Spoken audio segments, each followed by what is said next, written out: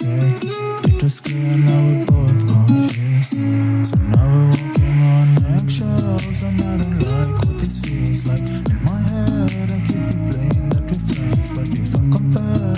be scared that you might know all the reason that I'm laying here, best friend on my chest, breath on my neck, heart out of step. We were just bored and a little bit wrecked. Now I'm scared to send a simple text. We crossed that line in your childhood bed.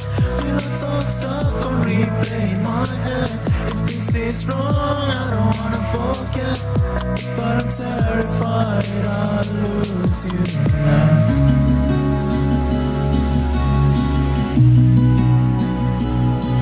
You said, let's pretend this never happened. Yeah, I said, yeah, sure. But my voice broke quick on every inside joke. Got a shadow now, every touch too loud, every pause too thick. Do I risk this for maybe? Do I bury this and play it safe? I'm caught between your kiss from last Friday and the way you want so long to stay. Now I'm laying here, best friend on my chest, breath on my neck, heart out of step. We were just bored and a little bit wrecked. Now I'm scared to send a simple text. We crossed that line in your childhood bed. Pillow talk stuck on replay in my head. If this is wrong, I don't wanna forget, but I'm terrified I'll lose you now.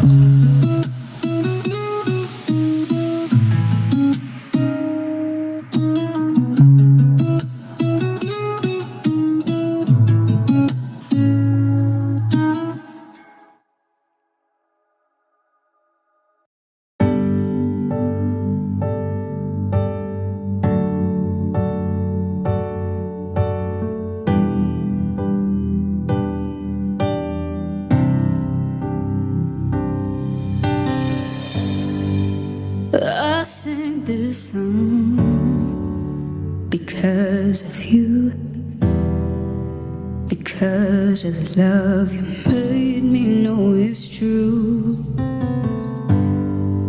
I sing this song because of you, because I hope that you love me too.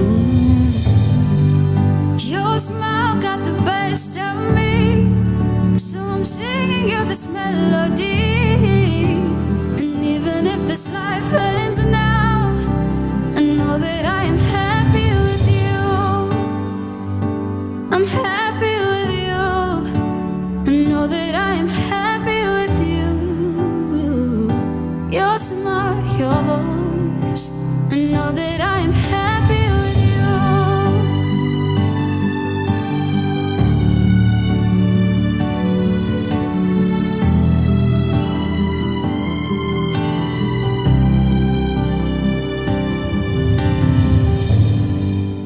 I sing this song because of you, because when you leave I don't see no one else. I may be daft, I may be young to say that I don't feel this love. No, I don't got proof, but just listen to my heart say.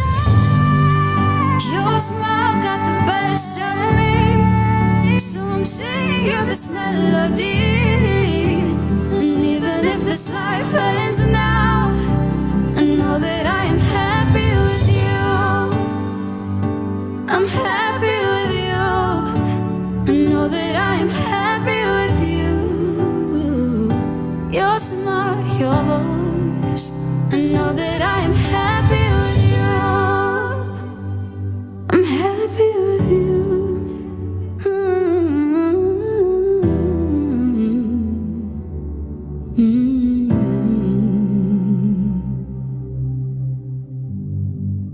Your smile got the best of me, so I'm sure that this is meant to be.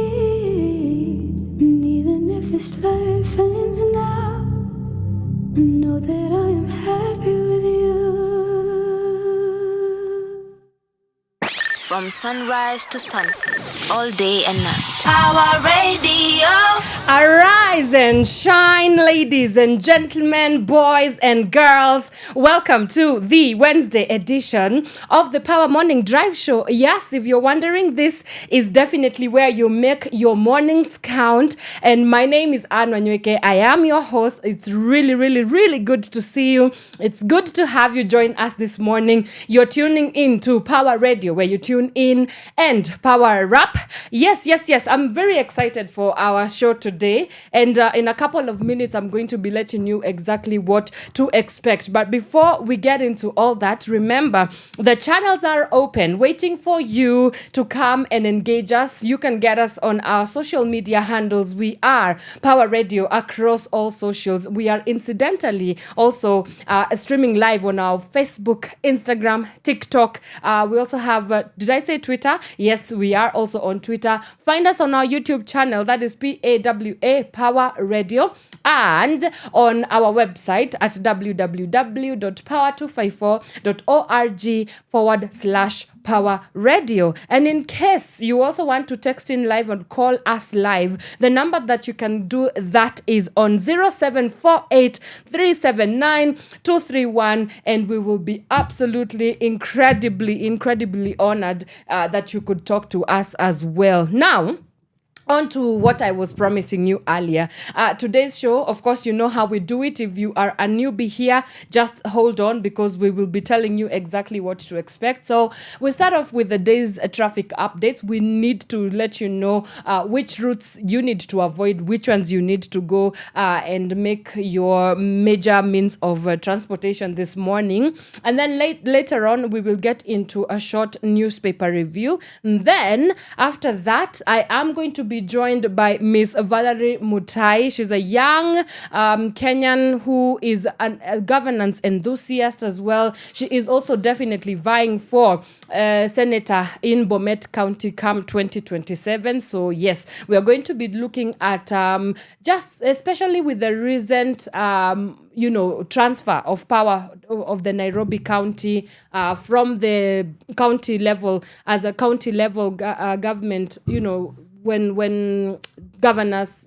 Governor Johnson Sakaja signed that deal with President William Ruto to ensure that Nairobi is no longer in the hands of the county government but onto the national government, that brings us a question of, is devolution working in Kenya? And so she's going to be unpacking for us some of the hits and the misses of devolution in Kenya. We're also going to be looking at some of the projects that have stalled because devolution in one way or the other has been challenged in some ways. And so please come back here as we get into that conversation with Miss Mutai Valarie, but not before I let you know what is happening on our roads this morning. And let me just go straight into it and look at the situation along Thika Super Highway, which is looking like absolute madness. And by the way, I have to let you guys know the roads are crazy today because schools, children are breaking home for their midterm. So you might need to weigh in on that and expect some major traffic coming your way today, as was the case for me this morning. All right, looking at Thika Road, I can see the madness starts all the way from Garden City Mall as you make your way towards the Globe Roundabout. Kiambu Road, nothing much to complain about. We only just have pockets of traffic as you make your way from Thindigwa down towards the Siata City Mall Ridgeways area. Then Githogoro Village, as you make your way towards the Kiambu Road, things are looking quite busy on that area as well. Let me look at Limuru Road, which is heavily trafficked this morning. From Village Market down towards the Karura Gate A area, things are looking absolutely chaotic as well. Then just on the other side, Peponi Road, as you make your way towards from the Kole Grill towards the Westlands area. Yes, these things are looking absolutely crazy on that area as well. Same situation also happening along Lower Kabete Road as you make your way from the Zen Garden down towards the Spring Valley Police Station area. Things are bumper to bumper as well. Let me go to James Gishuru Road. If you can avoid that route, make sure you do, because things are looking not too good on that area. The same situation also happening along Lavington, especially as you make your way from the Oloitoktok Road, the whole stretch towards Ring Road in Kileleshwa. Things are looking very chaotic on your end this morning. Let me look at I beg your pardon, Ngong Road. Nothing much to complain about. There's just pockets of traffic as you make your way towards the Prestige Plaza area. But where the drama starts is as you make your way from the Langata Road on the other side, where the spillover goes towards the Timol. The Raila Odinga Road from Timol there all the way towards Ngumo. Things are looking very, very chaotic on your front as well.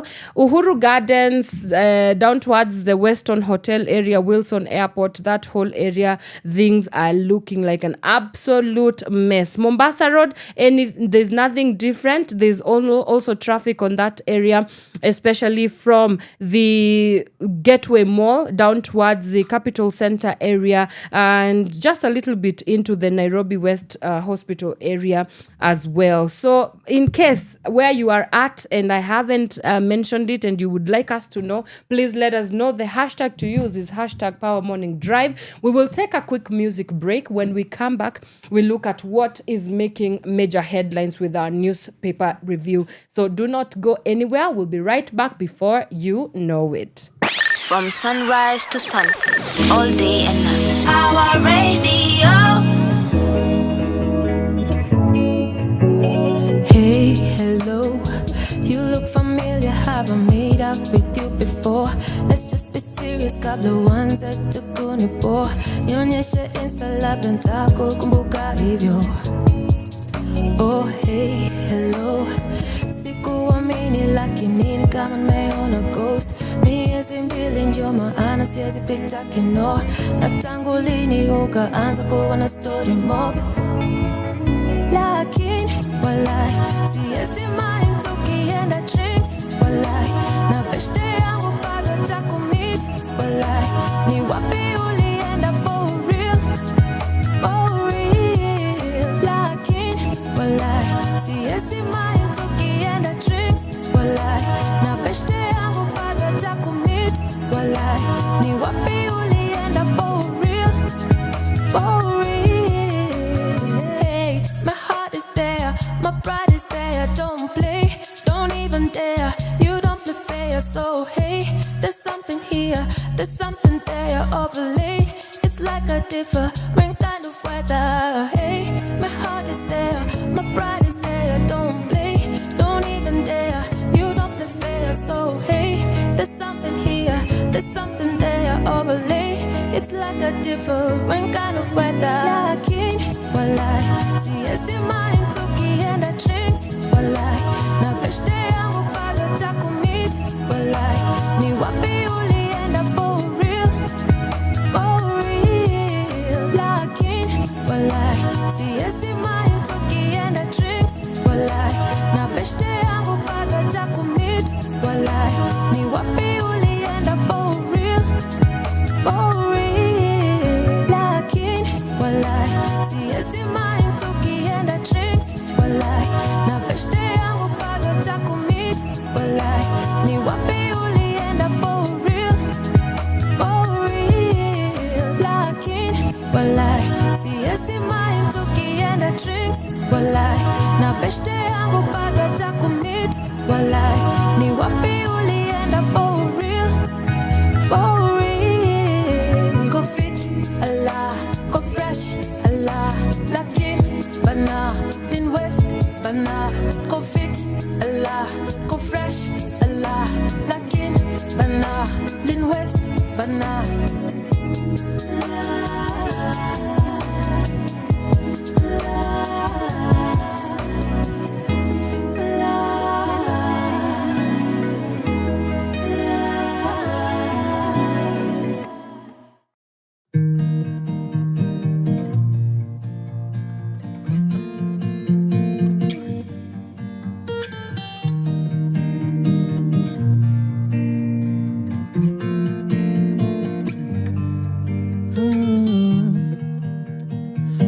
maisha, ona vile inatupeleka. Pesa kikosa leo unakesha na kuna kesho. Tulia kidogo, ganga ya leo, na ukinge moyo wako, moyo wako. We've made it this far, we're gonna be okay. With wonderful scars that help us find our way. And when it gets dark and you cannot feel my faith, pick up the guitar and sing a song again. Wanyoike, timgi machunyi dwaro, kugenga mungeyo, kima kinyo pango, nikech we ran away from misery. We had to pay for it dearly. Tutachelewa, lakini ndoto zetu hatutachorea. We've made it this far, we're gonna be okay. With wonderful scars that help us find our way. And when it gets dark and you cannot feel my faith, pick up your guitar and sing our song again.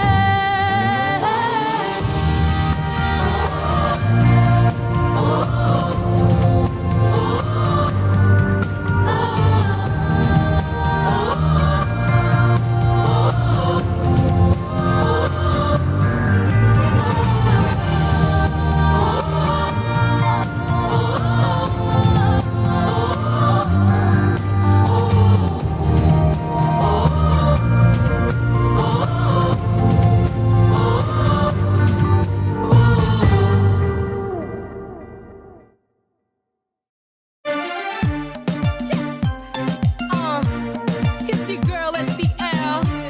You know how we do. We make it sticky like glue. Michelle, sing it. Oh. Heshima kwa huyu dada. Jamani, ametoka far. Tunawakilisha, yeah, we're taking it back, just taking it back. From this beat, we on fire. SDL, Michelle, tunawakilisha, yeah, we're taking it back, just taking it back. Yo, I'm on my way back home. Already packed my bags, can't wait to get home. Clear everything else away. Don't wanna do nothing else but walk my way. I'm going back to Kenya, back to the fine weather, back to grandma. Ain't nothing else I'd rather. Sit on the porch and drink grandma's porridge. Talk to my elder, listen while I speak knowledge. Next morning, be on my way to Nairobi. Do another song, bait, now they all know me. And magazines can write all kinds of bullshit. But let me tell you this, SDL will always do this. Lift your hands, swing them around like $1,000,000. Make sure everybody here know what's up. It's been a while now, finally I'm coming home. With a perfect beat, go ahead and shake it off. Heshima kwa huyu dada. Jamani, ametoka far. Tunawakilisha, yeah, we're taking it back, just taking it back. From this beat, we on fire. SDL, Michelle, tunawakilisha, yeah, we're taking it back, just taking it back. I've been around, seen a few things, learned a couple new things. Been through good and bad things, learned about how things go. When you got a big dream, can't let go. I'm holding with a good grip. I rap to get close to everything I'm chasing. Do all there is, history I'm making. Some call it good work, some call it time wasting. Some wish me good luck, but some will love to see me fade. But on my way back home, I don't wanna stress. I just wanna lay down, watch the sunset. Hang around with my cousins, we be chilling, man. Turn the volume up on this, we be cruising, man. SDL, baby, knew this time would come, that I would take this back to where I'm from. Throw your fist in the air if you feel this. People here show love, 'cause this the place.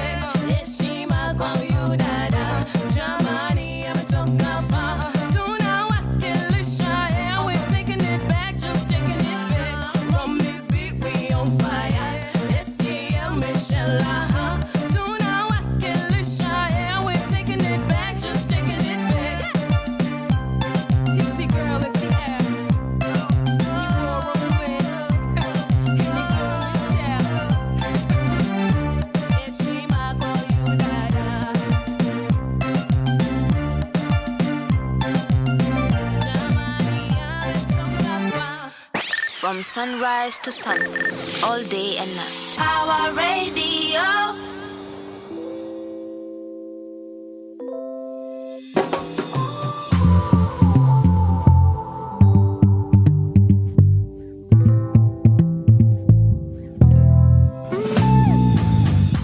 Fine boy with a dark skin, man, you a strong thing.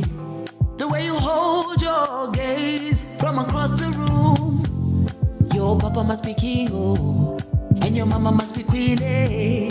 Cause you're royalty, and you made me crazy. Drip like sugar, smell like honey, taste like butter. East African girl, Nigerian man. You driving me crazy. Drip like sugar, smell like honey, taste like butter. East African girl, Nigerian man. You made me be your. I wanna be your. Oh baby, baby, I wanna be your.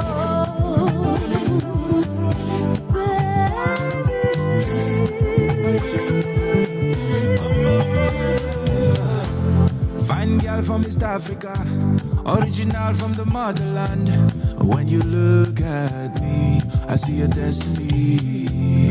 You've been born from the sea, oh, and your skin is a Sunday. With your beauty, yeah, you drive me crazy. Drip like sugar, smell like honey, taste like butter. Nigerian man, East African girl. Would you be mine? Drip like sugar, smell like honey, taste like butter. Nigerian man, East African girl. Could you be mine? Gilly, gilly, gilly. Could you be my gilly? Gilly, gilly. Could you be my gilly? Gilly, gilly, gilly, gilly. Could you be my gilly? Gilly, gilly. Would you be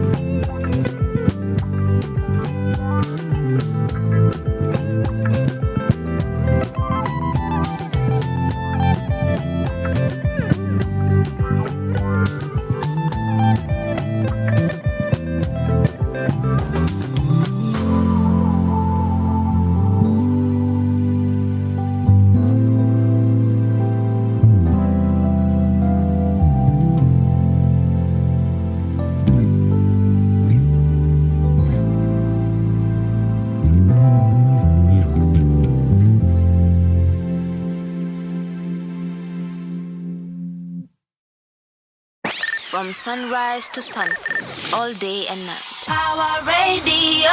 All right, welcome back. That is Kele, or that was Kele, fading out there, edit by a couple of artists, and it's playing right here on Power Radio. This is the Power Morning Drive Show. My name is Wanyoike. Yes, it's the show that you make your mornings count, and you're tuning into Power Radio, where you tune in and Power App. Again, remember you can get in touch with us on our social media handles. We are Power Radio across all socials, where we are also incidentally live streaming. So really, you do not have an excuse not to tune into the Power Morning Drive Show. We are streaming on Facebook. Same goes for Instagram. Same goes for TikTok. Same goes for X or Twitter. And then we also are streaming live on YouTube and on our website at www.power254.org/Power Radio. Imagine those are 6 different platforms that you can get us, man. So you do not have an excuse. Please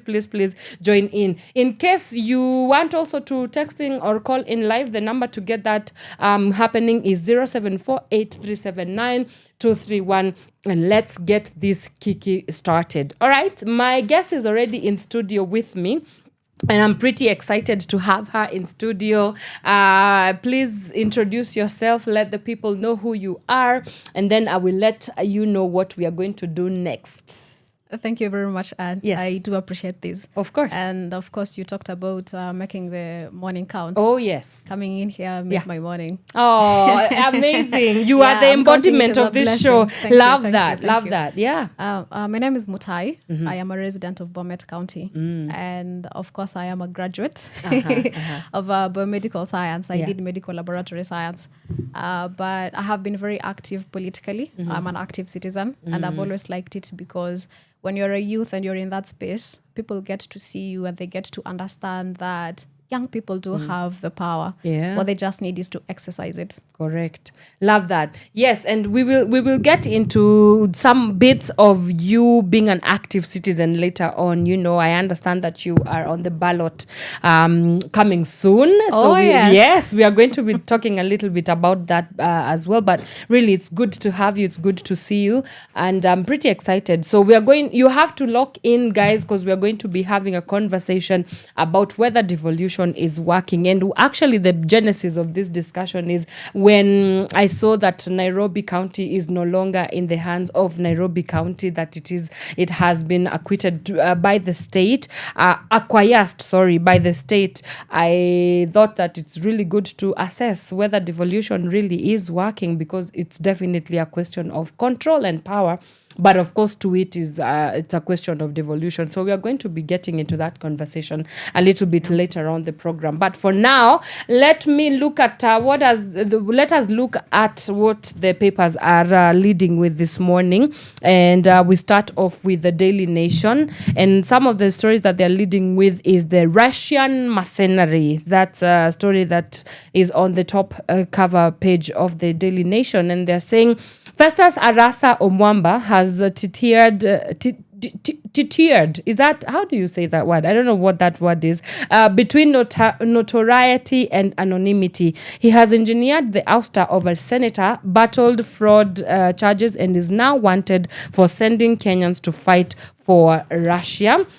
And this story, just let me give you a bit of context here. So, Festus Arasa Omwamba, along the thin line between notoriety and anonymity, which have culminated in trouble and made the 33-year-old one of the most wanted individuals by police and intelligence officers. In just 9 months, he has been accused of defrauding desperate job seekers attempting to fraudulently obtain money from a dead man's bank account, and of working as a mercenary who helped recruit at least 1,000 Kenyans into the Russian military. In between that, the registered United Democratic Alliance member engineered the removal of nominated Senator Gloria Oroba from office by filing an internal complaint with his party. Wow. One man, all these accusations, those are a lot of things, first of all, to discuss. Number one, there's this issue of jobs, I don't know. Do we need like a crackdown? Is it that we do not have systems? Because I do tend to think that Kenyans are vulnerable, and when you have a country where jobs and employment opportunities are almost scarce to none, then it leaves us with a question of vulnerable Kenyans really wanting out to go, and whatever glimmer of hope that they have is maybe going and joining this military of Russia. And we've been seeing videos coming out of how badly they are treated, but it speaks to a bigger problem of, one, the government failing to protect its citizens.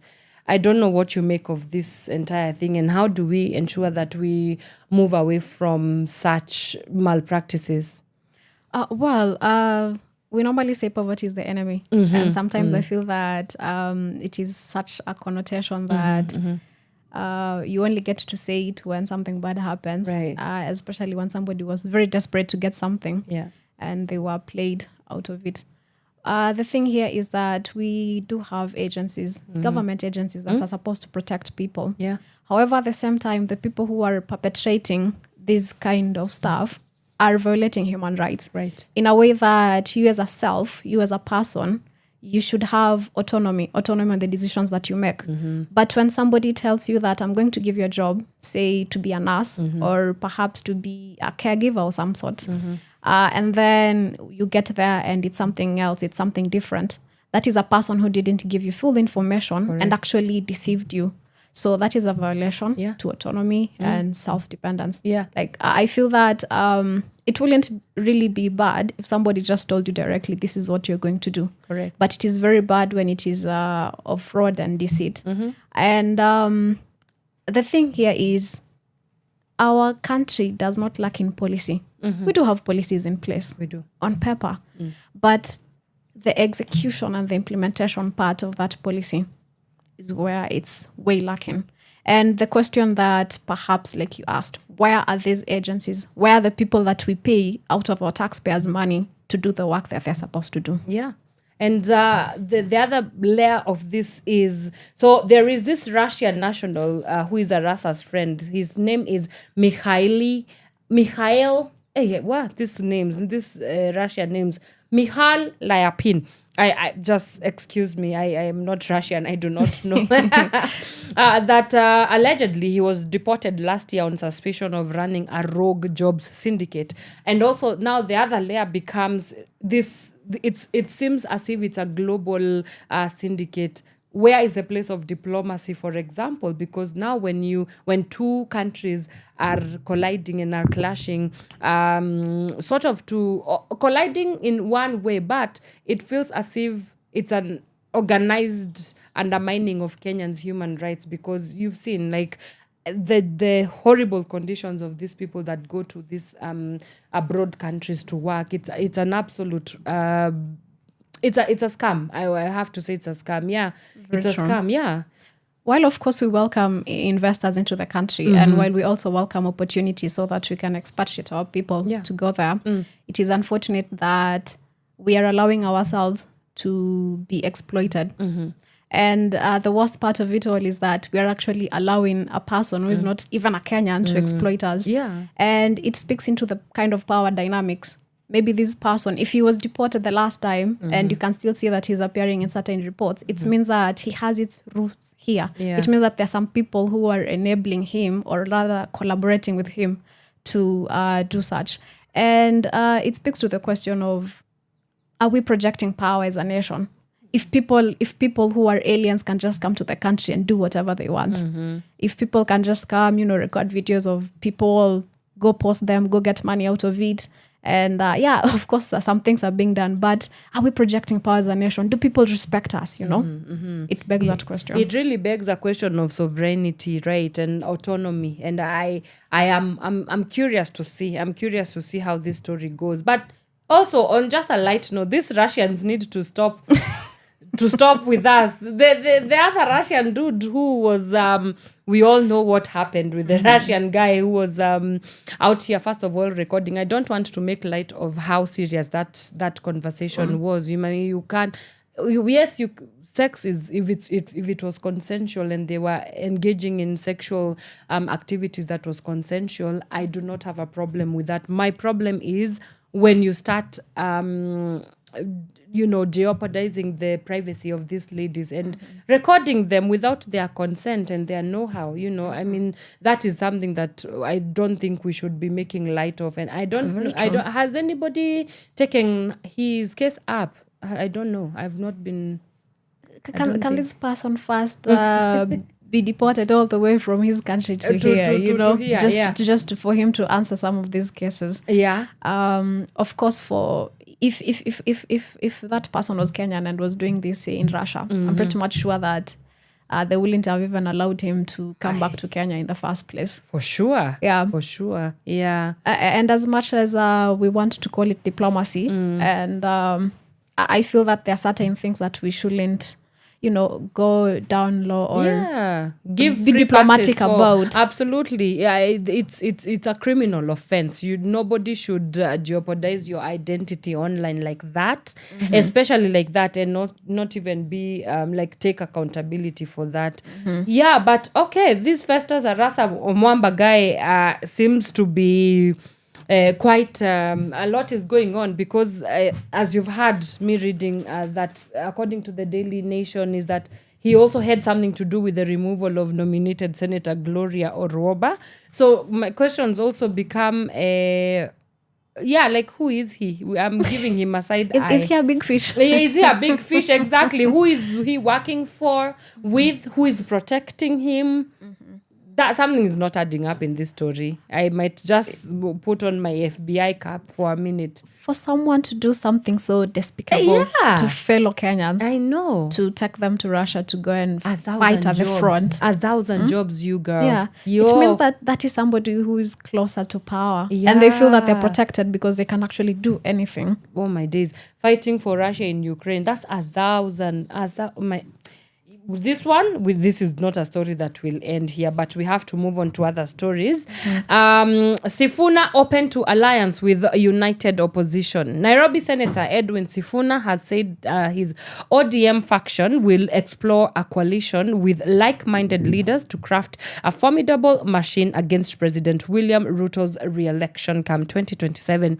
The ODM Secretary General assured his group will not divide the opposition bloc. And I quote, I want to assure everyone who believes our country cannot withstand another 5-year term of William Ruto that we will not be the problem. End of quote.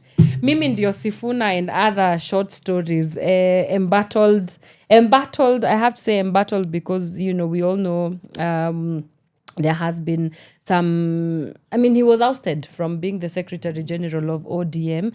But then, so now him saying that he's open to an alliance with the united opposition, does that further complicate the political landscape of Kenya, especially with a looming general election coming forward? And where do you think that leaves the ODM party and with its power dynamics, especially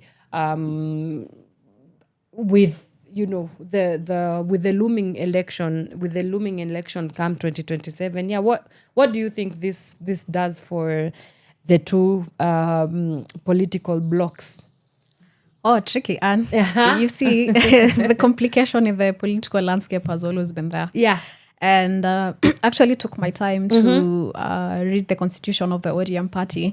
And I realized that they speak of, the capture of power in any way that they do to get to power. And the then party leader, Raila Amolo Odinga, was on the forefront negotiating the partnership or the collaboration between the UDA and the ODM. And that is how they found themselves there. Yeah. But of course, they used the excuse of the country was in shambles. There were a lot of wrangles and they wanted peace. That was the narrative that we were given. However, at the same time, we need to look at it this way.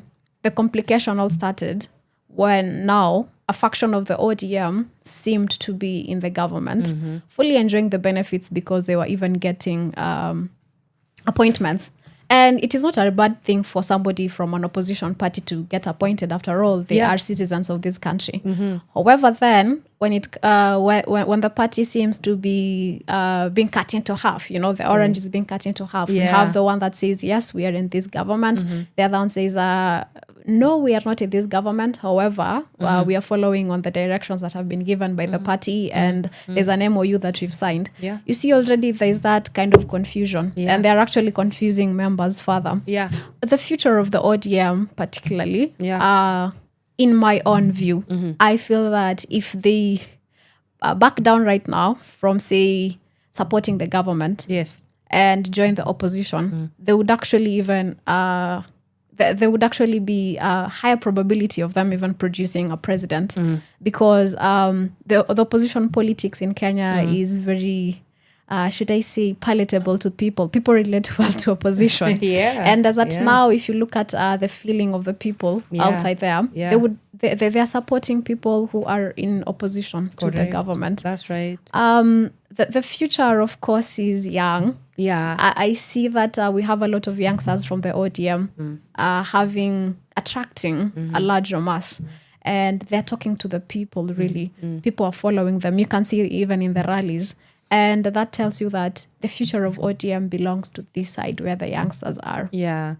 So the youth league. Some of the leaders of the youth league, we've had a lot of conversations with them here before on the Power Radio morning show. So it would be interesting to see how that plays out as well. But moving quite along, the Standard newspaper, the story that they're leading with is whose goons? That's the question mark there. Interior PS Raymond Omolo is cast as a polished technocrat with a philanthropic touch, but in Nyanza, a darker narrative is taking hold. As rival camps prepare for bruising political battles ahead of the general election, allegations are mounting that state-backed empowerment networks have morphed into engines of intimidation, with goons shadowing rallies, disrupting meetings, and operating in full glare of the police. Supporters hail decisive leadership. Critics see a dangerous fusion of power, patronage, and fear that could tip a volatile region into chaos. And this actually just comes, some 3 days after Babu Owino on his Facebook account stated that yesterday Raymond Omolo, this is according to Babu Owino, allegedly, I do not want to get into trouble, sent goons who attacked and killed George Olwande, a border rider in Kisumu. The only mistake he committed was to support me. May his soul rest in peace. A worrying trend indeed. The goonization of political rallies. Na ni sisi ndio tunaumia. True. I'm a bit very jittery about the way that things are going in this country. I wonder what you make about this entire thing. One, that's the Interior PS Raymond Omolo here being mentioned by Babu Owino, saying that he's the one who sent goons to go and disrupt their political rallies. That's it should be worrying. It's a worrying trend. I wonder what you make of this. Well, there may be people who are very desperate to make quick money because they need to survive. There are also people who have no issue with life and they don't see even the purpose of life, and they would easily find themselves being goons. You see, when you're a goon, you're actually closer to death because at any time you can actually be shot or people might actually stone you to death. Correct. And this is the problem with most of our political leaders. Yeah. Historically looking into it, you'd see that every other time there is mandamano or even there is a political rally, goons have always been involved. Yeah. During the Gen Z 2024, 2025 protests, you actually saw goons who could actually work with machetes and clubs in front of the police officers, and the police officers weren't doing anything. Yeah. I mean, I being a citizen, if I took my rungu right now and started working, people would be wondering, why is this one working with the rungu, you know? Yeah. If and the question would be, why would the police allow such people to walk around with them? Yeah. Are they complicit? Do they know about these people? You know? Yeah. We have seen the videos. Yes. And we actually need answers. Yeah, and the real questions should be directed to the PS and the CS. Raymond alongside Kipchumba Murkomen, because we cannot continue putting our citizens in harm's way just because politicking is on high octane.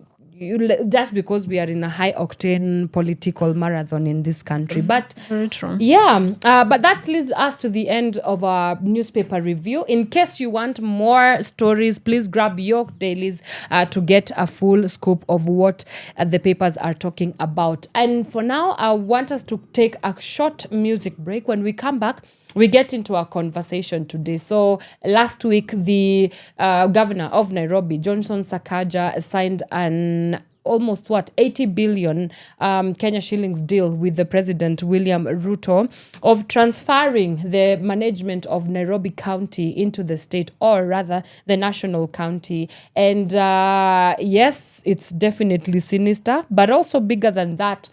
it's unconstitutional, and that's a breach of the Constitution. Why? Because devolution is a very constitutional tenet, and it brings us to start questioning ourselves about whether devolution is working or not. So we are going to be discussing, is devolution working? And Ms. Mutai has some good presentation for us. I know she's been doing some research on some of the projects that have stalled in some various counties as well. So let's come back and discuss about devolution in Kenya. The promise, the good, the bad, the ugly. Is it a dream? Has it been achieved? And what can we do to ensure that it is working for us? We'll be right back after this short music break. Do not go away. From sunrise to sunset, all day and night. Power Radio. Arrête de résister. Viens avec moi. Tu peux pas trouver mieux ailleurs. Je peux te donner tout ce que tu veux. Le bonheur, l'amour et beaucoup de plaisir. Ni kitu gani unaniletea maringo. Ngoja kuumiza matumbo. Mimi ni msanii tena chali wa kishua. Ukipata kunijua utagundua mimi mtu wa maana. Na sina time ya kupuliza gunia. Ni duara hii dunia nakwambia utajileta. Highway mama, mshowe mama huwa. Highway mama, mshowe mama huwa. Highway mama, mshowe mama huwa. Highway mama, mshowe mama huwa. Kuna wengi hapa town wadai wanimisi, wapenda kuniita sheri, mimi sina feelings. We bado kijana, mikidosho nimekoma, tabia za kifisi haziridhishi, hebu nikuelimishe, mimi chikiti tena manzi wa kishua.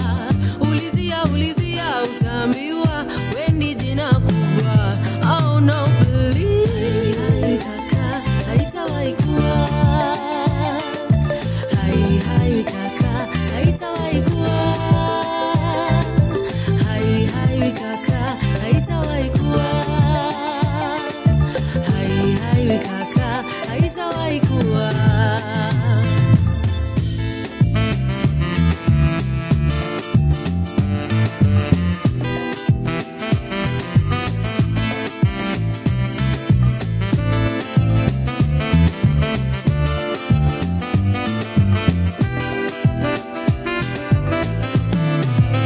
Wacha kucheza hatugeti. Jo twende date ya spaghetti. Kwenye kona like Regency. Uone nyota za mapenzi. Matamshi yako ya kishenzi, mimi sili spaghetti, na siendi like Regency, kimbelembele ugali mbichi. Hey. Mama, mshowe mama huwa. Highway mama, mshowe mama huwa. Highway mama, mshowe mama huwa. Highway mama, mshowe mama huwa. Hai kaka haitawahi kuwa. Hai kaka haitawahi kuwa. Hai kaka haitawahi kuwa. Hai kaka haitawahi kuwa. From sunrise to sunset, all day and night. Power Radio.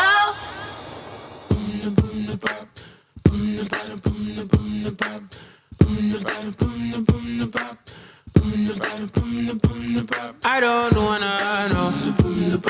Oh, let it be a surprise. I've been waiting for so long. But I don't really mind. In the meantime, I've been giving you love, all of your gorgeous heart.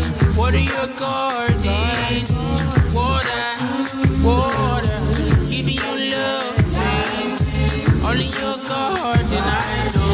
Papa, my only. Water, water. Hydration on your flower, blossom for me. Hydrangeas at this hour. How could I sleep knowing that you bloom now? And your garden's full of love. I don't know my way around it, but I'm ready to know. Let it be surprise, surprise. I've been waiting for so long, but I don't really mind. In the meantime, I've been giving you love, all in your gorgeous heart. Water your garden, water, water. Giving you love, all in your garden. I know, Papa, my only. Water, water.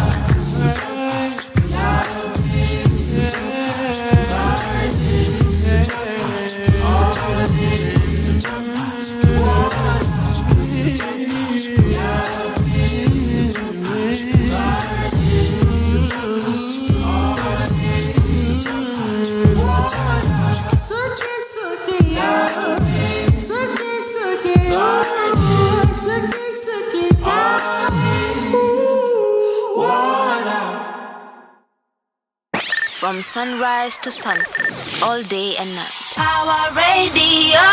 All right, welcome back, ladies and gentlemen, boys and girls. You are just in time for our conversation this morning. That was Kamau. The song is, I have forgotten.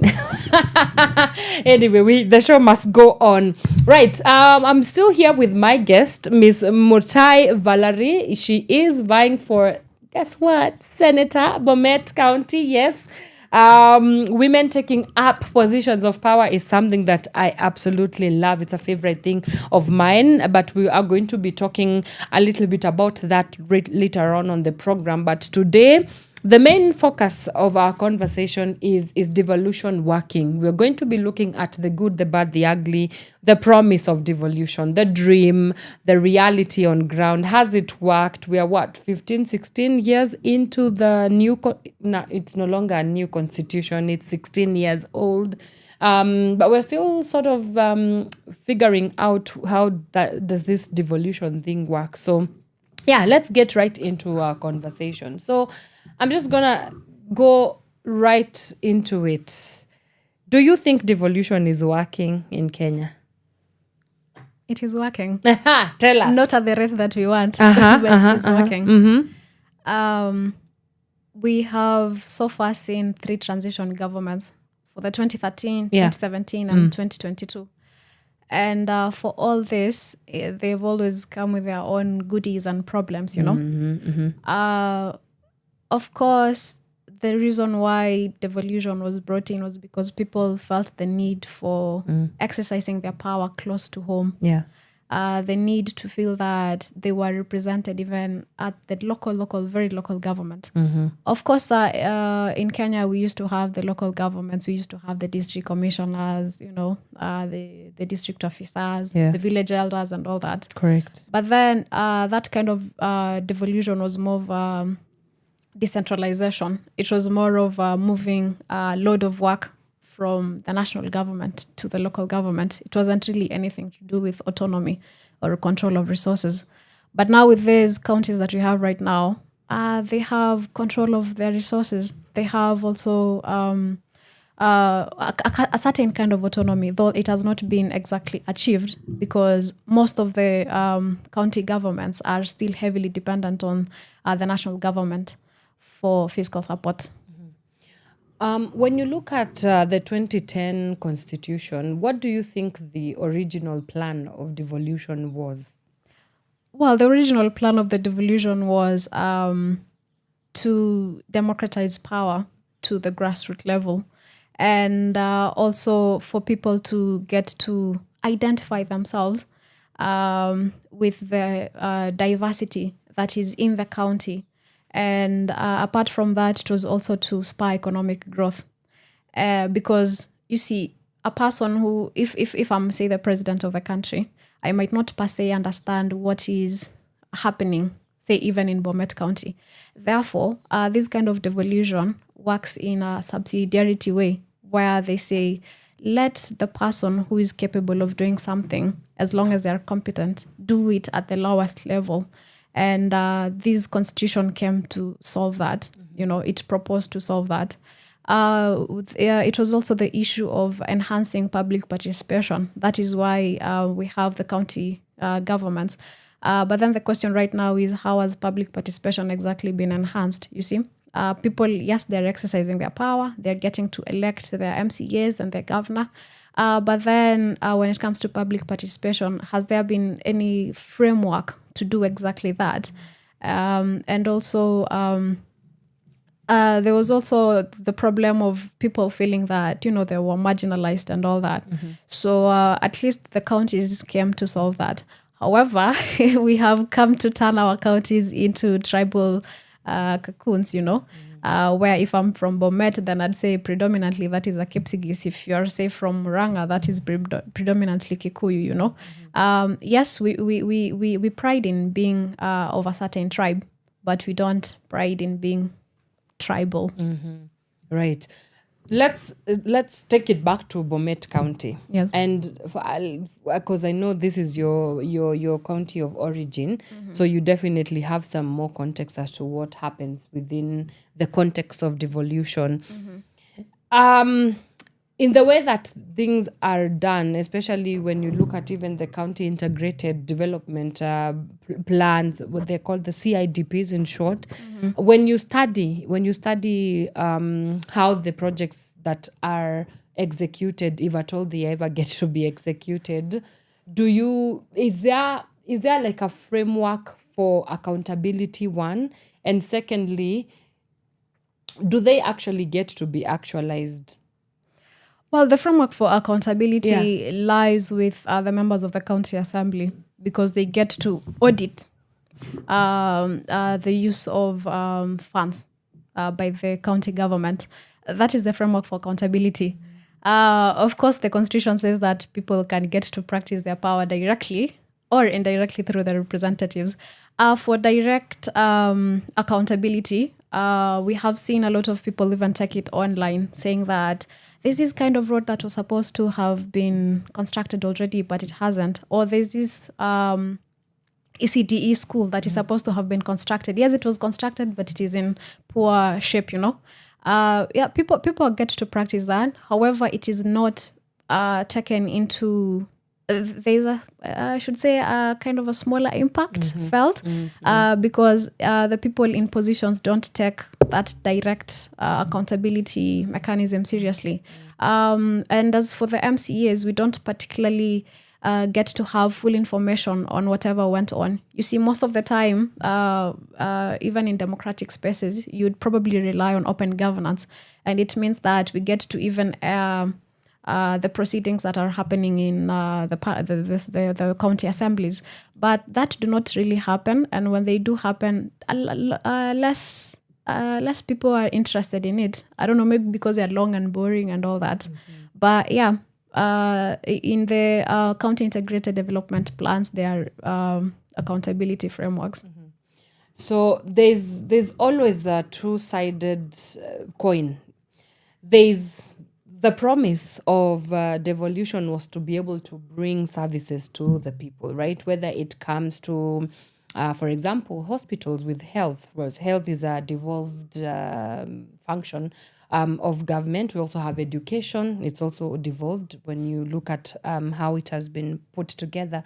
But then there's the other side of the coin, which is we are seeing that people going to their hospitals that are next to them and saying that they do not have good facilities, we do not have medicine or drugs, for example, we do not have books or services for young children to access when it comes to education. So it becomes like a story of, is devolution facilitating services to come near to the people, or is it facilitated decentralizing inefficiency? Because that's how it feels like, as if that you've just brought us yes, you've brought us a hospital, but you have brought us a non-working hospital, a non-equipped hospital. So it's inefficient and ineffective in what you wanted to achieve. Yeah, what do you think that lopsided narrative fits into this conversation of devolution?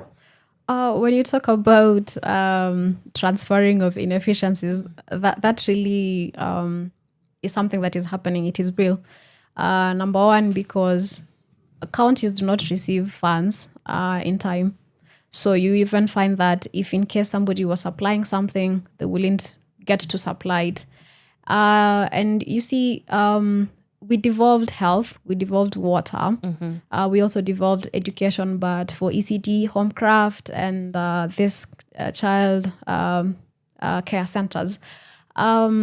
And for those, it kind of needs investment, heavy investment. We do not want to see them rather as expenditures, but rather as investments. And most of the counties, instead of investing in infrastructure, you'd find that most of their monies go to the bills and the wages. It remunerates the many doctors, the many nurses, instead of trying to acquire more equipment in the laboratories, in the theaters, in the radiology rooms, Correct. Yeah. And then there's also the question of corruption. I also think that we also decentralized corruption. Right? Oh, yes, we did. Talk to us a little bit about how corruption has been decentralized with devolution. With corruption, you can even see corruption in the tendering processes. For example, if you know somebody who works at the county government, and he works at a particular department that you're interested in, number one, just knowing somebody and giving somebody contract because you know them is corruption. It has not involved money, but it's corruption already. And then now there's that corruption where it involves the bribery, where I get to give you the cash, you give me that kind of contract. And it is actually worse when it comes to accountability, like we have talked about. Let's talk about a road that, say 30 million was put for that road. And it was even supposed to have been already constructed in say, or the completion should have been, say, in a year's time. But 10 years later, it still hasn't. And nobody has been called, to answer for that. The contractor, the governor involved, the COO involved, the CC involved. Nobody has come to. The issue of corruption is so widespread. It has become part of our daily lives. We have embraced it. Myself, I have. If right now I'm caught, I'd be like, afande, kiniachilia tu kunywa chai kidogo, Yeah, but that is because we've normalized it, and it is very unfair. But then the kind of inefficiency that we see right now, those are not new things. The reason why we have NGCDF was because in 2003, when we had the regional governments, the health, education, and water, people felt that those services were not being delivered very well. And so to cure that disease, the government thought it wise to give the MPs a small amount of money called the County Development Fund to do it. So you see, we have a problem, but then we are proposing more money to cure it. However, this money is also promoting corruption in a way. Right. Yeah. Let's even talk about the big elephant in the room. So last week, President William Ruto just signed over 80 billion Kenya shillings deal with Johnson Sakaja as the governor of Nairobi. When you look at that, are you skeptical about what it might mean, and what might it mean for somebody who might necessarily not know what transferring the management of Nairobi as a county towards the national government? What does that mean? Well, it just means what it means, that the county government of Nairobi has failed, and it is incapable of, administrating its duties. You see, for you to transfer powers such as collection of garbage, something so simple. Yeah. As much as people complain about cartels, it is very simple. Go. If there's cartels out there to stay, go to those cartels and listen to them. What do they want? Do they want to provide the service, or do they just want, or do they not want somebody else to come and pick that trash? But let me tell you this: the presence of trash somewhere probably is making millions of money to somebody else. Maybe that is the reason. But then you, as a governor, you have a whole team of technocrats. That is why you have the executive members in your board. These people are supposed to tell you this is what needs to be done. They're supposed to give you the best strategies. And as much as this deal that was actually signed was signed under the pretense of cooperation, and they were actually comparing it to the hostile takeover by the NMS. It's the same thing. It's just that a softer language for PR has been used. It means that the governor of Nairobi, Johnson Sakaja, is incompetent. For you to sign over, say, even things to do with garbage collection, things to do with street lighting, those are things a governor can do. And as much as Nairobi is metropolitan, it has a lot of needs. It has a lot of people, and including even people who are not censored in Nairobi. But that is also taken into consideration during the budgeting process. That yes, we do have people migrating from other counties to come to this county. Things about water supply. What is so hard about water supply? Why can't we invest in a lot of other dams? Yeah. And it begs the question, okay, is it just Nairobi, or do other counties also need help? Right. The people wanted this, therefore the people should make it work. And when you see a governor starting to distribute those roles, or rather cooperate, then, and you see, for the constitution, it envisaged that these two governments would be distinct, but they will be interdependent. That is why they're dependent on the national government for the money, but they're distinct at the same time. It has its own legislature, that is through the MCAs, and this one has the bicameral through the members of parliament, of the Senate and the National Assembly. And it also said that their mutual relationship would be based on cooperation and consultation. Yes, this is cooperation, like they said. It is in accordance to the constitution, cooperation. However, is it? Is it really it?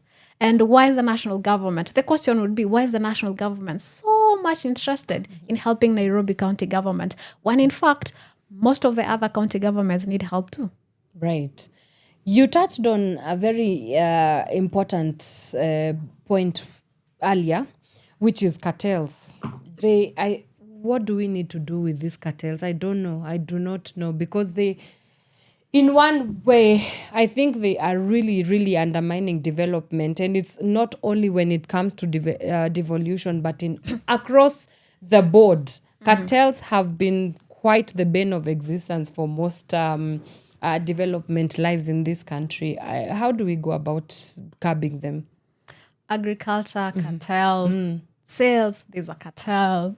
Garbage collection, there's a cartel. Yeah. There's almost a cartel everywhere. But remember that a cartel is a person and probably a group, or maybe some circles that came together and they formed a formidable cartel.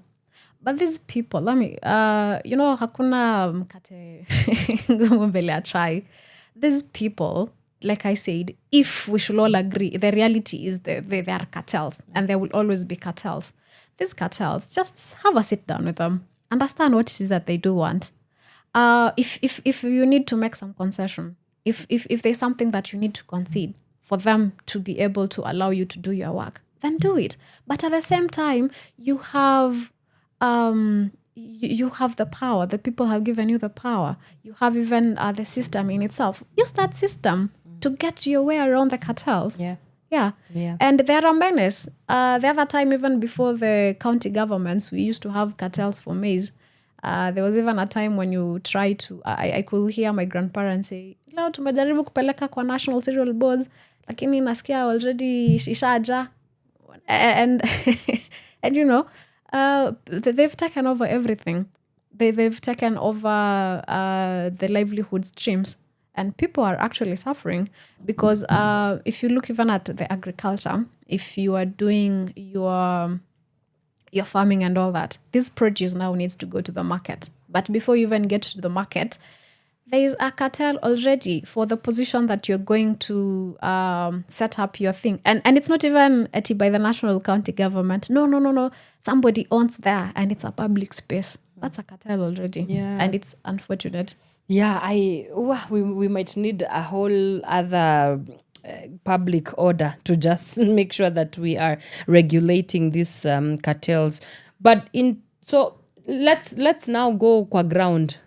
Why are some of the county projects stalling, and what are some of the projects? I know you have a very wide array of research that has been sort of taking stock of some of the projects that are happening within the county level. So take us there.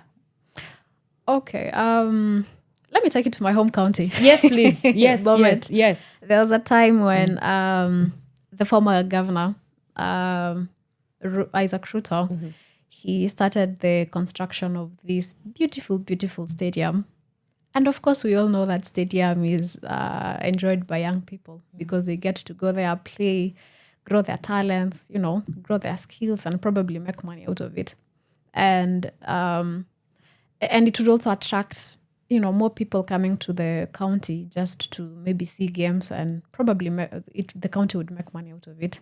So this stadium, it was started then by the former. And then came the problem of transition because he didn't secure enough votes. So another governor came in, the late Governor Joyce Laboson. And the problem of transition is that every governor comes with their own agenda. So it couldn't be completed. There was a lot of politicization around it. The problem of politicization, it has stalled projects. Number two, it's the problem to do with contracts. When if I'm a contractor and I get into a contract with you and you're not able to remit money on time, that means that I'm also going to slack in my work because I need this money to facilitate the work. There's also the issue of very many other people wanting stake in that project.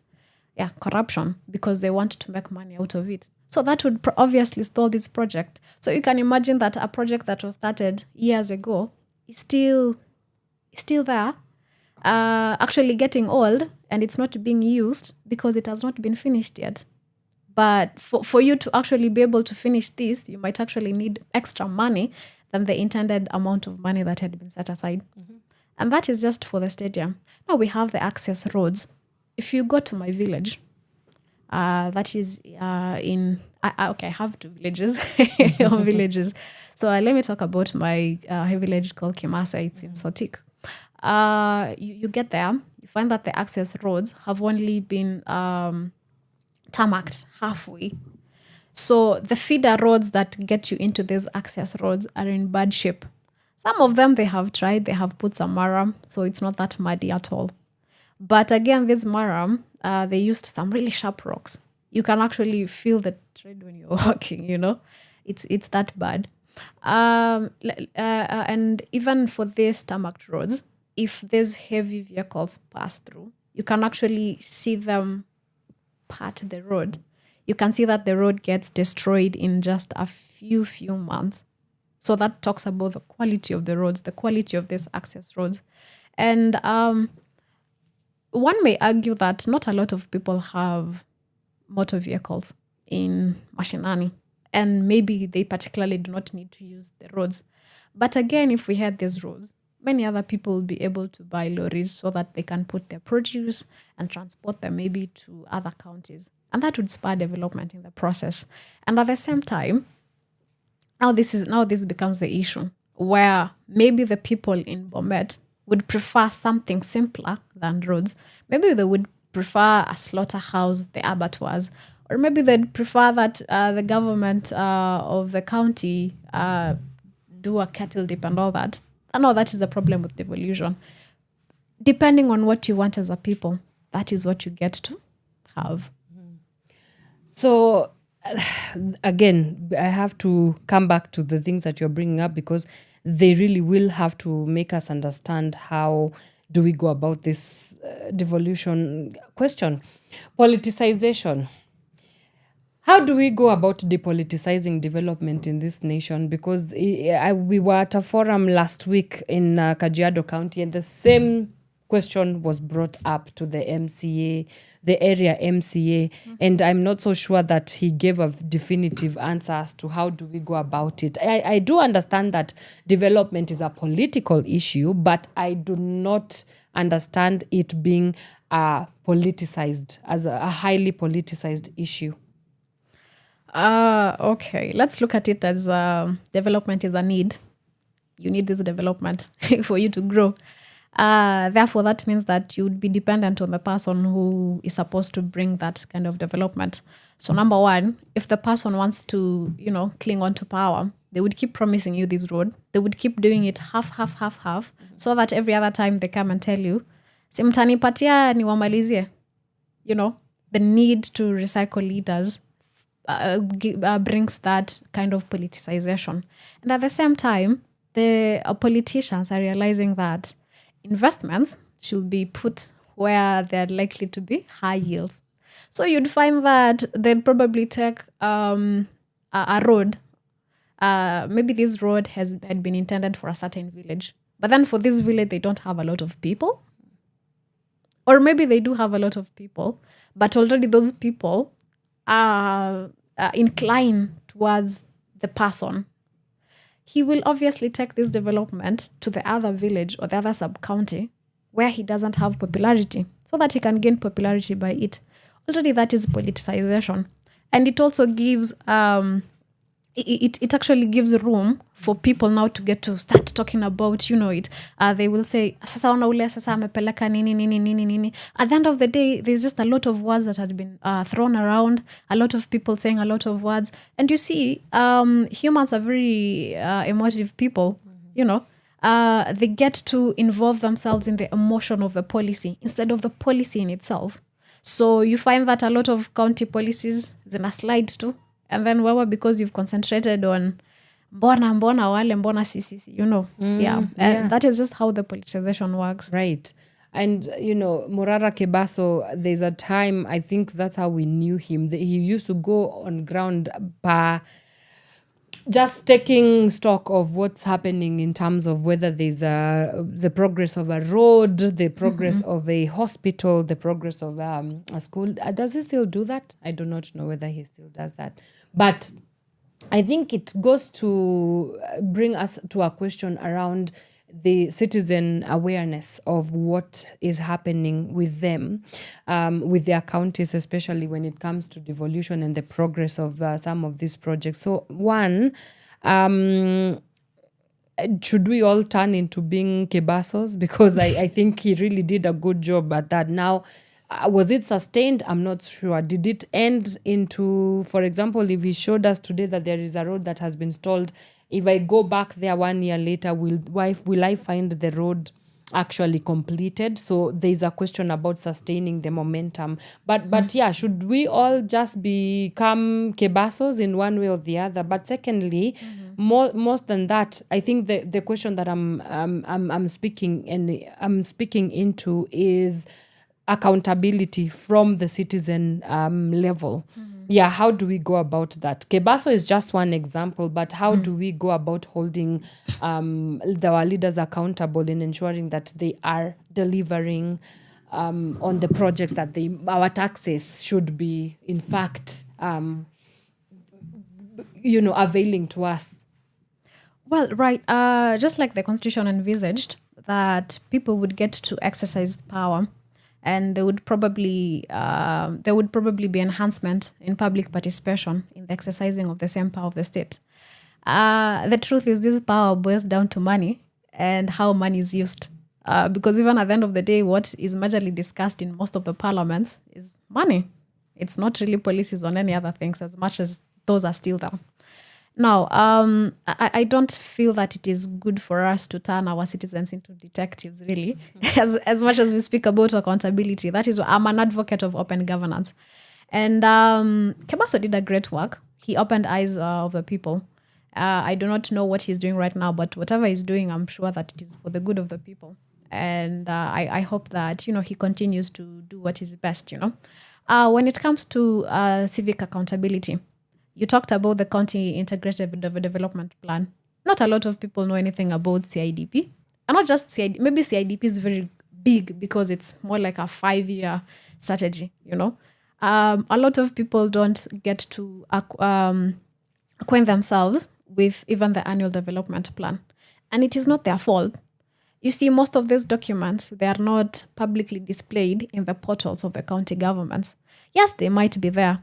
But when you tap on that button where it's supposed to direct you to download the PDF, it tells you 4 error. 4 error. Yeah, or a page not found. That is what it does. And so the problem is that, for you to enhance democracy, there needs to be a people who are educated, a people who know that this is what is supposed to be done, so that even the next time they come and, ask you, what did you do? They read you, this is what was in the annual development plan. This is the year. You have not done it. We are now heading to the next year. What are you planning to do? Yeah. And even when it comes to public participation on a lot of, development projects, you find that, yes, they've called for public participation on, say, construction of a certain access road. But then the people come in there, they were just called. They weren't told we are going to participate on discussing a certain development. So you find that people, yes, they come to public participate on a policy. However, they don't come in with the information that is required for them to fully participate in that. Because obviously they would start saying, na siku hizi mazao hainini. They start talking about agriculture when we're into roads, or they start discussing about school and we're talking about roads. And that is a problem of information. We have asymmetrical flow. Only people who are elites get to access these things. But the majority populace don't. That's true. And I think that is a good place to take our first breather here. When we come back, we continue with our discussion on the Power Morning Drive Show. We are assessing, is devolution working for Kenya? What are the good things that has devolution brought us as Kenyans? The bad, the ugly. What is the dream? What is the promise? We will get more into that conversation. But for now, let's jump into some music. We'll be right back after this. From sunrise to sunset, all day and night. Power Radio. I want for the money, do for the show. And I, boy, see, baby, now we are 2 in 1. We are 2 in 1. When I'm away, you call on me. I call on you. Nikikumiss na come through. Yeah, to pick you. Cause baby, now we are 2 in 1. Yeah, we are 2 in 1. Oh, na, na, I want for the money.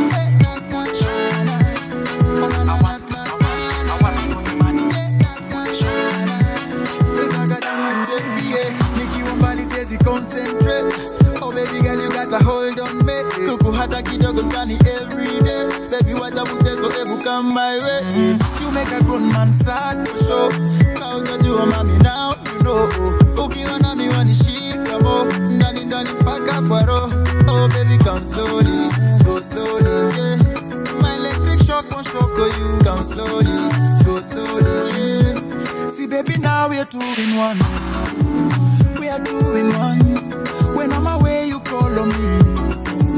I call on you. Nikikumiss na come through. Yeah, to pick you. Cause baby, now we are 2 in 1. Yeah, we are 2 in 1. Oh, na, na, I want for the money. I want for the money. Cause I got that one 2 in 1. I do not want pole. Wape kitabu akasome, yeah, wamalize na mayowe. Wanaleta chuki oh baby looky fine. Key design, come slowly, go slowly, yeah. My electric shock won't shock you. Come slowly, go slowly, yeah. See baby baby, now we are two in one. We are two in one. When I'm away, you call on me. I call on you. Nikikumiss na come through. Yeah, to pick you. Cause baby, now we are two in one. Yeah, we are two in one. Oh, na na na na.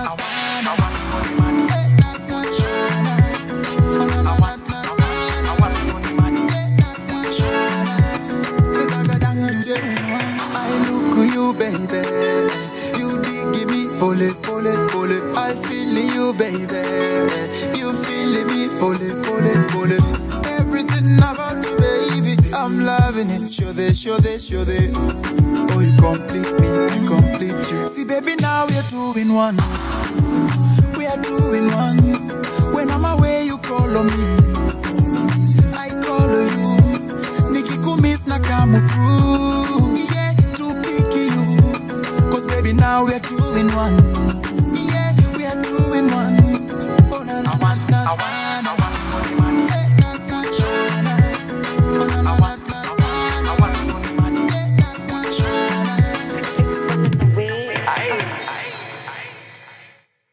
From sunrise to sunset, all day and night. Our radio.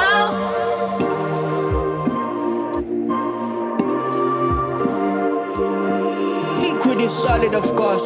You say you're too much, lakini sitosheki.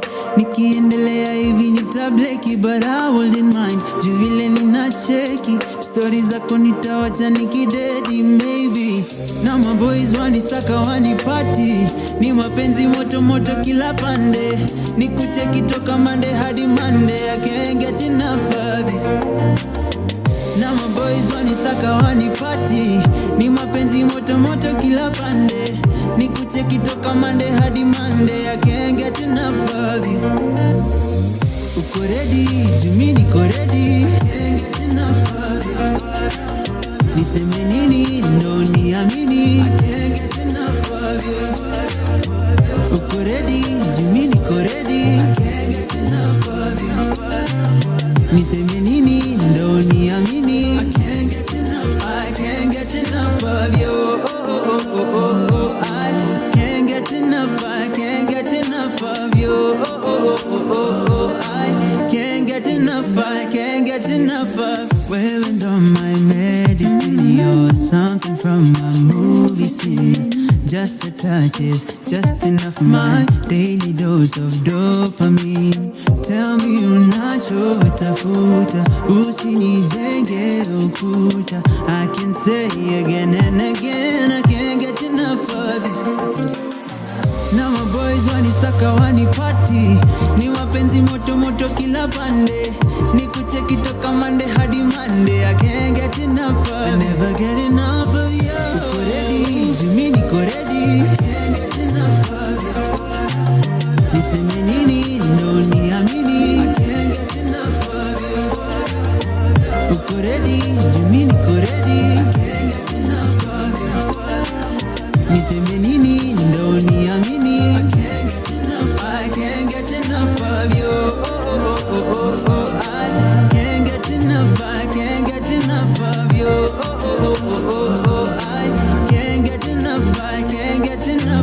Run to the finish line, give me your hand, I will make you mine. And I will run to the finish line, give me your hand, I will make you mine. And I will run to the finish line, give me your hand, I will make you mine. And I will run to the finish line, cause I can't get enough of you. Uko ready, jumi niko ready, I can't get enough of you. Niseme nini, ndo niamini, I can't get enough of you. Uko ready, jumi niko ready, I can't get enough of you. I'll never get enough of you. Niseme nini, ndo niamini, I can't get enough of you. I can't get enough of you. I can't get enough of you. I can't get enough of you. I can't get enough of you. I can't get enough of you. Your kind of music. all day, all night, right here on your only station, Power Radio. All right, that is Kinoti with Enough, and it is playing right here on Power Radio. This is the Power Morning Drive Show. Welcome back. My name is Wanyoike. I'm still in studio with my guest, Miss Mutai, Valarie, and we are deep in the meats and the bones of discussing, is devolution working in Kenya? And I want us to talk a little bit about the question of autonomy. Do you think county governments are completely autonomous? Because I was looking at there's a lot of it feels like the national government really likes interfering with the county government. So do you think that county governments have figured out autonomy from the government? Should they even be autonomous from the government? And how do we go about navigating that? On the question of whether they should be autonomous from the national government, I'd say that yes, they should be autonomous from the national government. We do have one guiding constitution, that is the Constitution of Kenya 2010. That is the foremost guiding principle. As much as they may be autonomous, the national government and the county government would be working hand in hand, fulfilling or respecting the Constitution of 2010. The question of autonomy then comes in on the issue of dependence. The county governments are actually heavily dependent on the national government when it comes to the issue of money. You see the 15% equitable share that the national government gets to give to the county governments through the Division of Revenue Acts every other financial year brings in some sort of problems, because you see, when a national government is elected, they are elected on an agenda, and they therefore they feel the need that these agendas should precede the agendas of the other 47 county governments. And when most of the county governments are unable to raise revenue, or they raise actually little through their on revenues. For example, in Bomet County, they do raise around 330 million, right? But they're heavily dependent on the national government, giving them around 7 billion. Now, take for example, this year, 240 billion was set aside. It's actually a 15.1% of the total national revenue collected. So that 240 billion, if you actually divided it, just say everybody gets the same, that would be around 8 billion. Yeah. 8 billion. Yeah. But then you look at the money that the county governments are raising, it doesn't even sum up to that 8 billion. It is actually somewhere around it doesn't even get to 1 billion, So that means that most of the counties rely on the government. 90% of their monies that they source 95% of their monies from the national government. If you do not have fiscal autonomy, just like the way a child is dependent on their parent, even if you're 18 or 24 and you still live under your parents' house, there are a lot of other things that you're willing to do. You won't have that kind of freedom to even exercise whatever you feel, because you live under them, and therefore their rules are always what takes precedent. Right. Yeah. Do you think county governments are prioritizing development projects that are based on citizens' needs rather than as politically manipulated development projects? Well, county governments are made up of politicians. They would therefore want to bring developments based, say, on the needs, but more towards political manipulation of the people.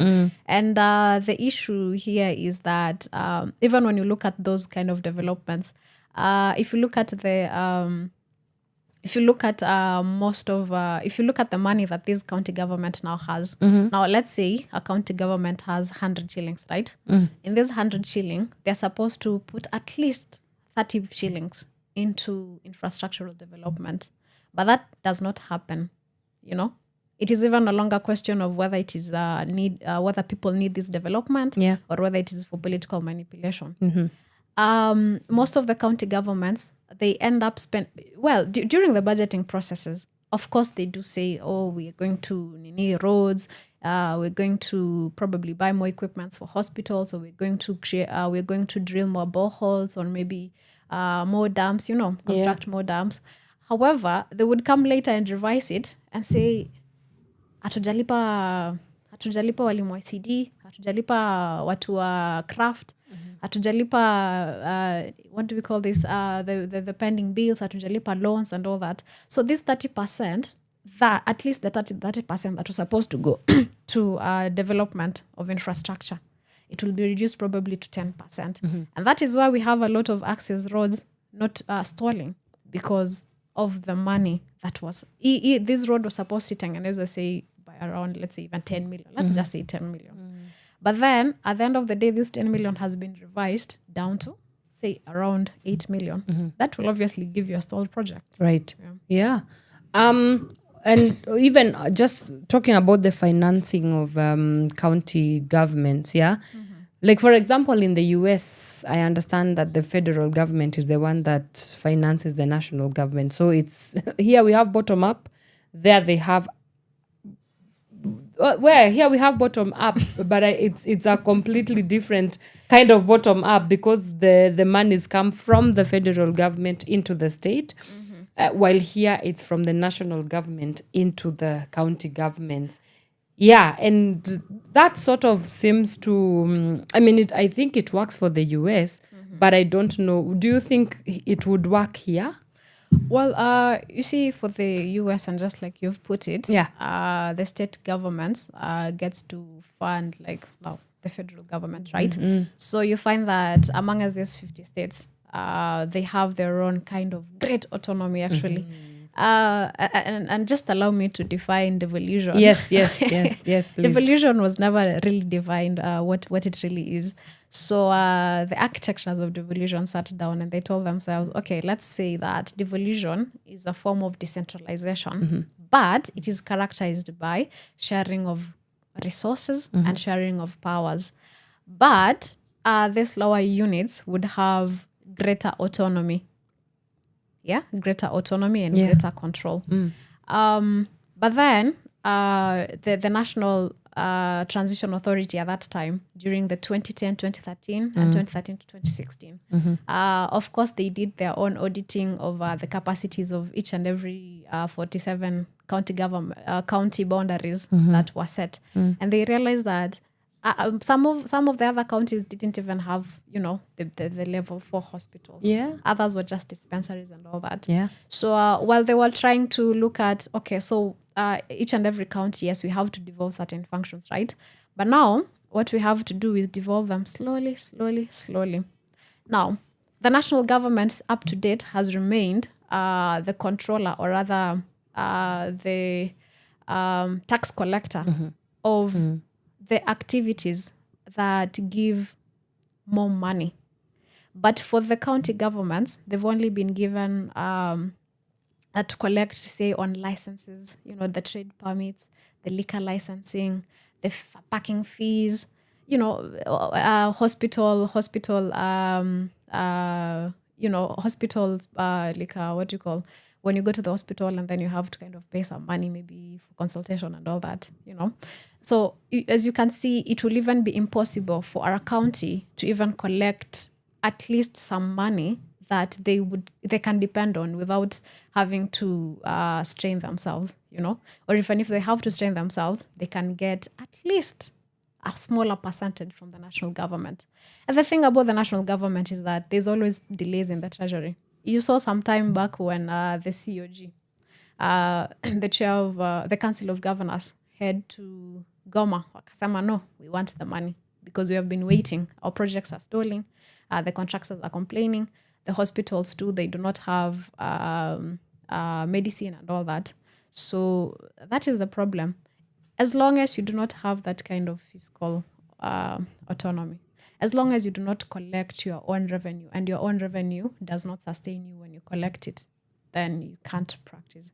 Now, on the question of now decentralization, what was decentralized is basically the basic things. But you see, basic things, they don't give you money. It is not the business of government to do business. It is the business of government to do policies. Yeah. Yeah.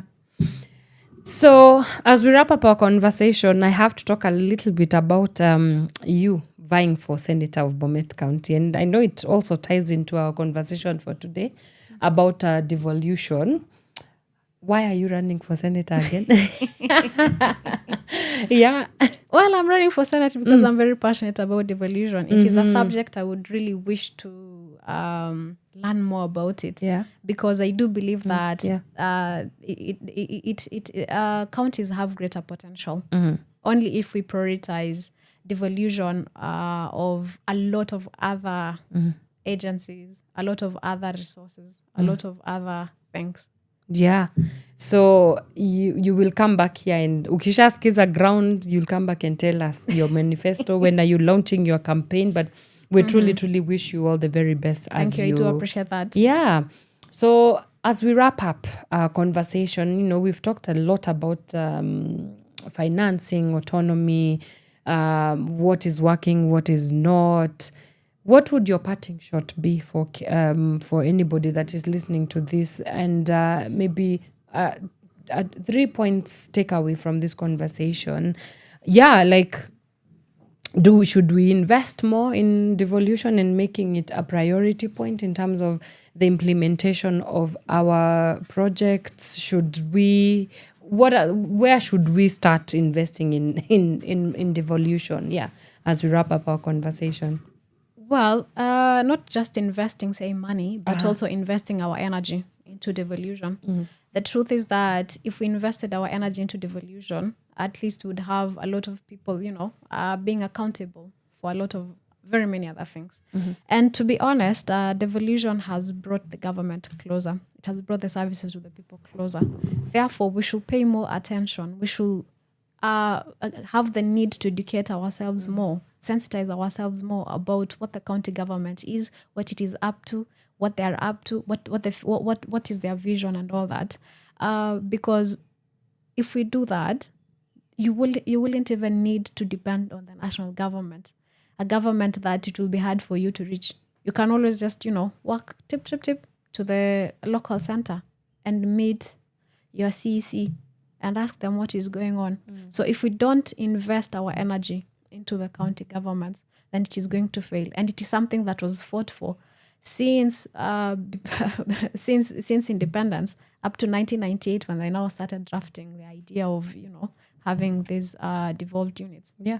Right. And the other issue is we as citizens, we have the civic duty to this country.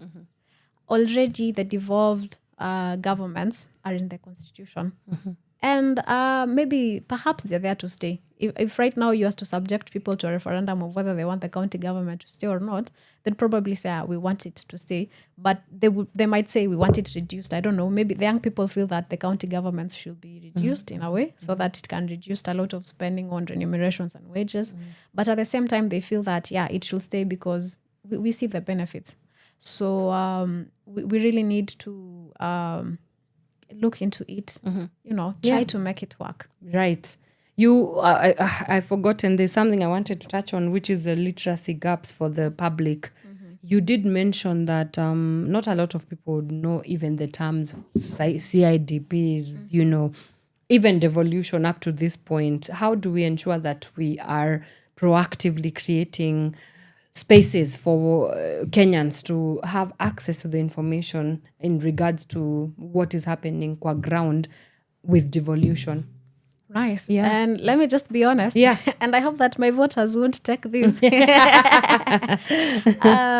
I told myself that I wanted to be the senator of Bomet County, in truth, I didn't know most of the things about, how the county government works, the responsibilities of this and that. I only knew the basics. I was actually lucky to get into into a program that was organized by Konrad and Awa Stiftung. It is a German organization based in Kenya, and they work a lot with political parties.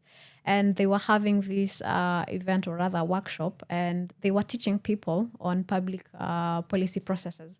And I was actually lucky that it was actually something to do with the budgetary process. And they were doing it here in Nairobi. And that is how I got to know about, the CIDP, the ADP, the CBROP, the appropriations, estimations, and all that. But that was simply because an organization, a CSO, it saw the need to educate the people. Yeah. And as much as this burden, this is something that the government should be doing. Correct. But we are placing the burden also on the civic organizations. But they don't need to do this more in the urban centers. They need to take this to the mashinani, to the grassroots level. Because this information needs to be democratized so that people have information at hand and they're able to make decisions based on it. When there's lack of information, you're just going to probably make decisions based on what you heard, based on propaganda, based on misinformation, and probably disinformation, Right. Yeah. I think it's something that we really, really, really need to rally behind and ask and demand for the government to ensure that that is happening. Last but not least, shameless plug, where do people find you? How do they get in touch with you? We talk to your Bomet people. Waambie kwanza wachukue kura. Yeah, well, maybe I should tell them. Yes, this is your camera. Talk to them. Piga Bomet wa mune. Anego Chepkemoi Valarie. And I'll be vying for the Senate seat this 2027. I am hopeful that I'll be able to get there and work for you. I have been born and bred in Bomet County, and therefore I understand the Bomet County. Of course, there are a lot of other things that I need to work on. I need to educate myself more. I was actually telling our host today that there's just a lot that I need to learn, but I do know that I am the best person for this job. I understand what needs to be done, the basic things that needs to be done. We get to bring the dignity of the people back. We get to have the people exercise their power democratically, And I will see you on the ground. I'll come and listen to you. We'll talk together. We'll talk to each other. And it will be great. I hope that Bomet will have future leaders who are capable and competent of doing their jobs. Thank you. Wachukue kura. Wachukue kura. Wow, thank you so much, Ms. Valarie. It has been incredibly such an honor for me to have this conversation with you.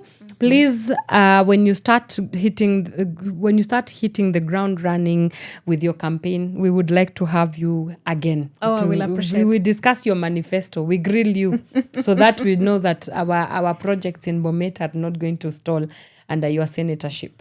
Thank you. And I will appreciate the opportunity. Sure. And I also appreciate the opportunity that you give to the many youths. Of course. I've been following up on you. Yes. And I see you do a lot of work. Yeah. We appreciate the space. Yeah, youth voices have to be heard. We must be heard. We must be seen. Asante sana for making the time to speak to us on Power Radio. And for all of us, thank you so much for making the time to join us this morning. I could see Javila Lawrence anasema hi. Hello, thank you for making the time to join us on the Power Morning Drive show. And we also have DJ CJ Kenya, our very own, anasema good morning, powerful people. It's an absolute honor that you would join us this morning. And that leads us to the end of our conversation today with the Devolution, but I have to plug you in on what is coming up on Friday. So this Friday, we are going to be having an arts exhibition dubbed the Digital Action Lab Showcase. And this is under the theme augmenting youth democracy for meaningful youth participation. happening this Friday from 12 p.m. all the way till 5 p.m. Venue is at Mageuzi Hub at Metropolitan Court. Yes, the dates are 27th of February. This Friday is the opening of that art exhibition. Please come and let's engage. So it's been an incredible journey. I have been part of the journey since the Digital Action Lab started. So what happened is that 17 artists came together, created augmented realities in ensuring that they are creating for the sake of opening up democratic conversations, also voter registration. It's a really, really cool exhibition, not like you have seen it. It's going to be integrated with augmented reality and virtual reality as well. So you definitely do not want to miss out on that. Of course, in partnership with Power Radio, Power 254, Civicus, and Black Rhino VR. A great exhibition for you to come and join in. The entry is absolutely free, so please make sure you come through.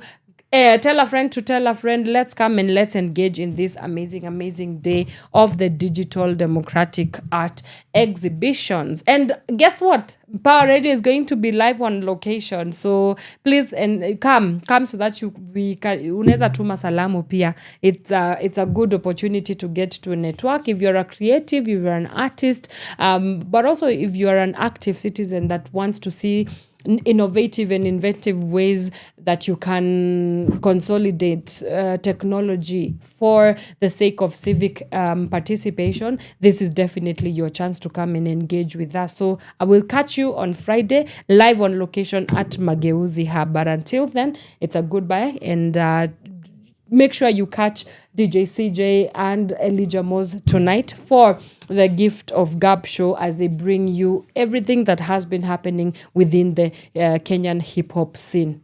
Adios for now. From sunrise to sunset, all day and night. Power Radio.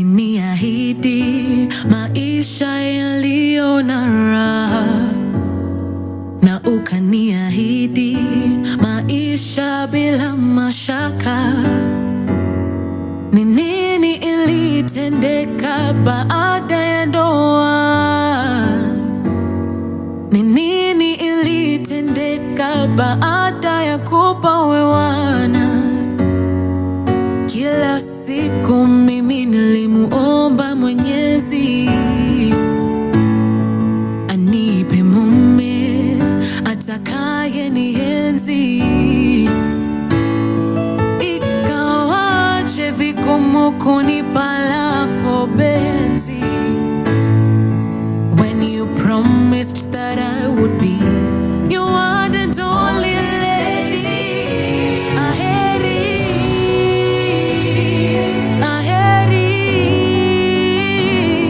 aheriga, amanyiga, agombiga.